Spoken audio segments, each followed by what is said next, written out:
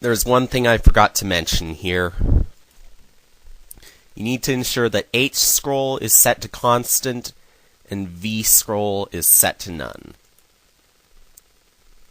Also, you know what? Let's just do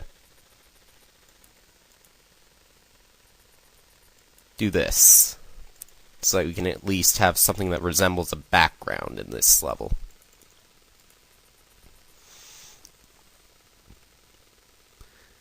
If you had the time to read over that you can only use tile sets 1, 3, 5, 9, D, or E, then I'm going to close this right now. Save. And let's see. Yep. Yep, it's smashing down.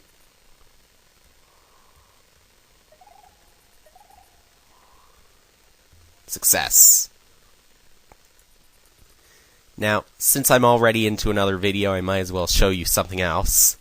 16 by 16 tile editing. Press the down arrow to alternate between menus. Now, for now, I'm just going to look at this particular lava. Use palette 3. By editing use palette, you can change the colors of any object in this.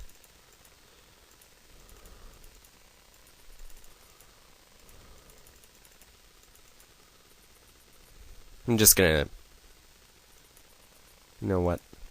Forgot to mention that if you were in layer 2, you are stuck with palettes 4, 5, 6, or 7 for some reason.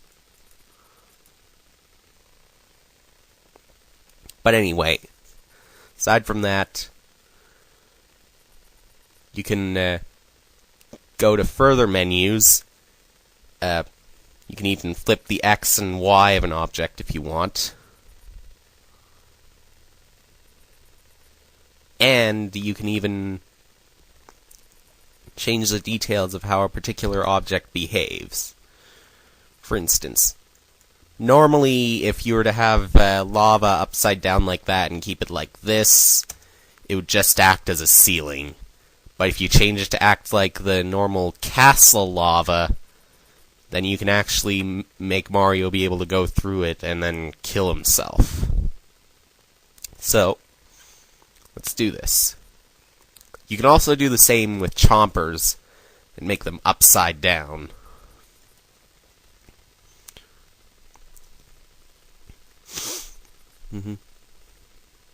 And just for kicks, let's do the same with moons.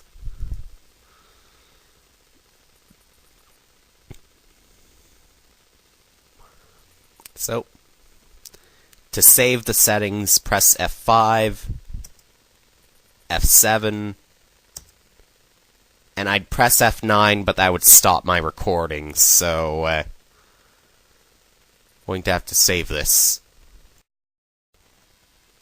Sorry about that. I decided to change my keyboard shortcuts on Cam Studio, so now I can demonstrate. F5, yes. F7, yes. And F9, yes. Remember, F5 and F6, F6, F8, and F10 are for loading. They're all kept in bin files. F6 is for the foreground, F5 and F6. F7 and F8 are for the background.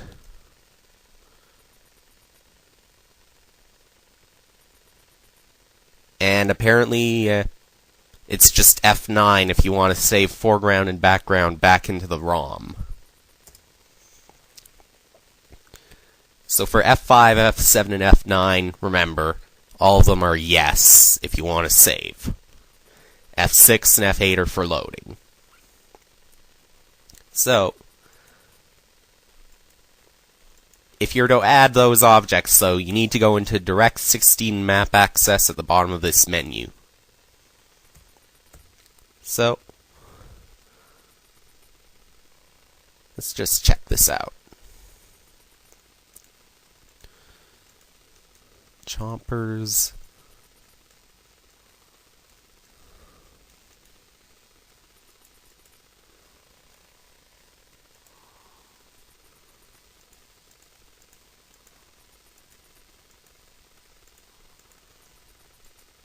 Press Control X if you want to cut, Control C if you want to copy, and Control V if you want to paste. But you probably would have figured that out already. And right-click if you want to duplicate. So let's save this, and check it out on ZSNES.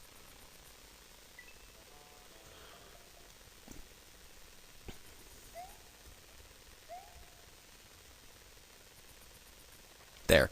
Now it makes a little more sense since they're upside down. Still looks graphically awkward, though, since it looks like chomps are growing out of each other. Now, got a little more of this.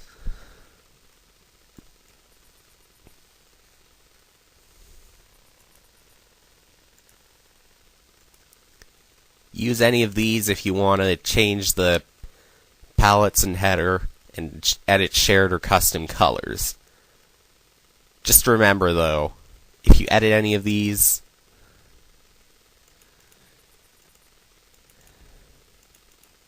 you're going to be asked to save the RGBs to ROM or discard the RGB changes. But if you do it this way, then it'll affect numerous other levels as well. However, if you want to do it for just that one level, you can enable custom palette. So, let's just make the lava look a little better.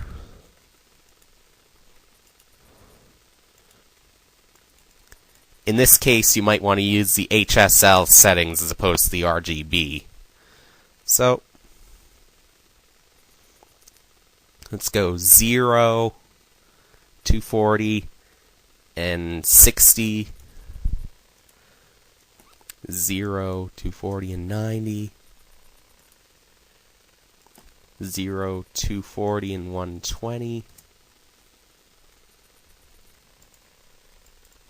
0, 240, and 165, and 0, 240, and 210.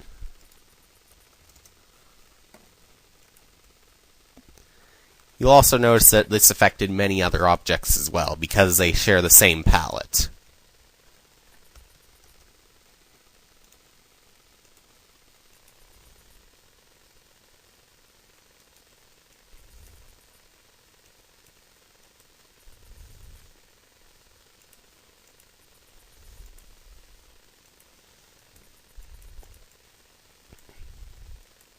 So,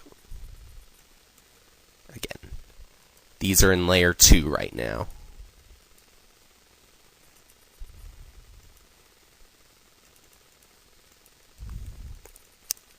For experts, using Direct 16 access is better because it's a lot more flexible than the traditional ones.